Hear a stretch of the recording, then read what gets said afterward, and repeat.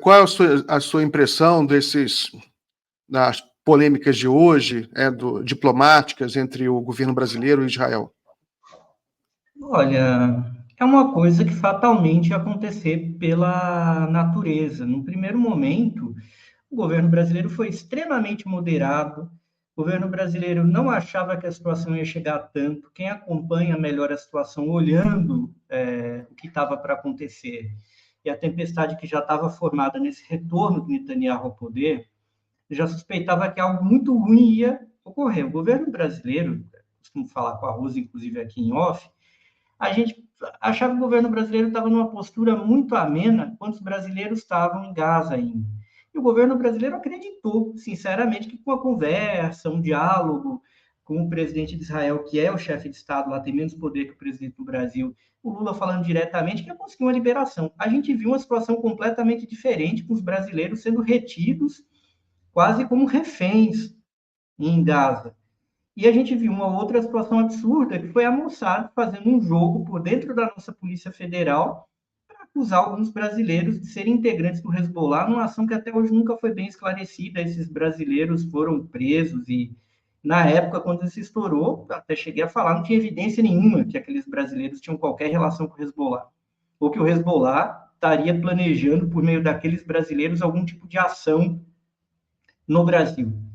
Bom, não deu outra.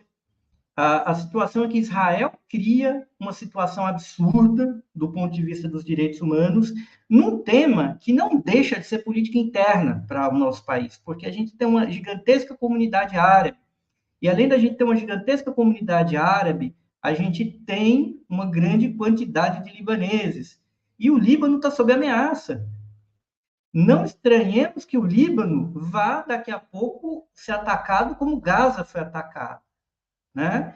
E o governo brasileiro, acho até com moderação, com prudência, com moderação exagerada, percebeu que a situação era absurda e a maneira como o governo Netanyahu respondia ao Lula, conectado também à ação israelense, apoiando o Bolsonaro no Brasil e como Israel e suas organizações atuaram diretamente para a eleição e para a manutenção de Bolsonaro no poder aqui. Porque não tem muito pouca coisa ligada ao Bolsonaro no Brasil que não tenha passado por Israel por uma enorme coincidência. Do programa de espionagem que os caras usaram até o tal arquivo de espionagem de 30 mil brasileiros, que a gente precisa saber quem são e como que esses dados foram parar lá.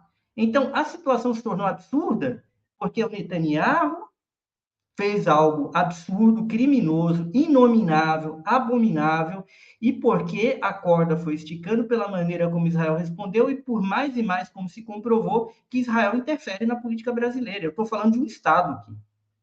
E não adianta Israel querer atacar e agir como Estado e se defender como uma religião, porque isso não é honesto. Isso não é honesto. E como Israel tem mobilizado suas organizações e o seu lobby no Brasil para criminalizar, inclusive, cidadãos brasileiros de origem judaica. Está aí o caso do Breno Altman, para não deixar a gente mentir. Então, o presidente Lula falou de uma maneira muito dura, sincera, honesta e correta na África e Addis Abeba, na Etiópia, diante de uma violência que atingiu um grau maior, porque Rafah vai ser um banho de sangue. Os israelenses atacaram o norte de Gaza e empurraram os moradores de Gaza para o centro e para o sul. Depois atacaram o centro de Gaza e empurraram a população para o sul de Gaza.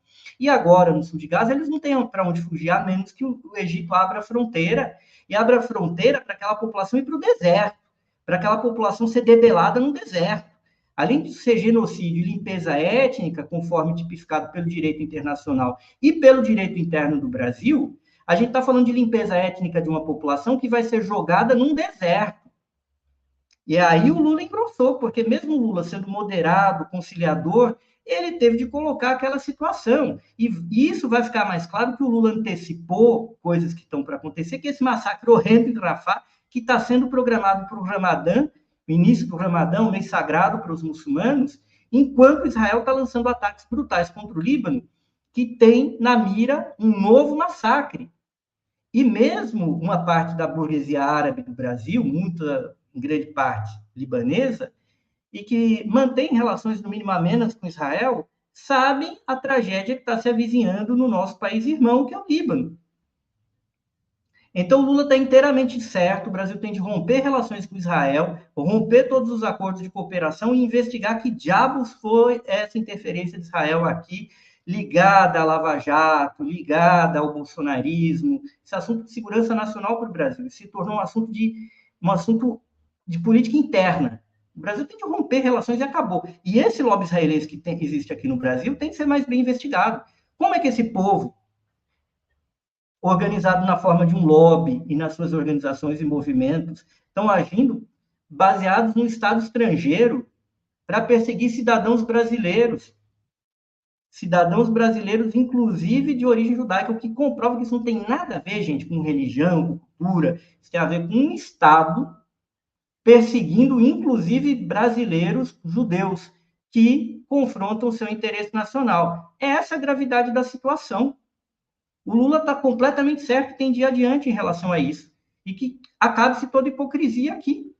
Porque quando a gente está falando de Israel, a gente não está falando só do massacre de Gaza, a gente está falando de bolsonarismo também.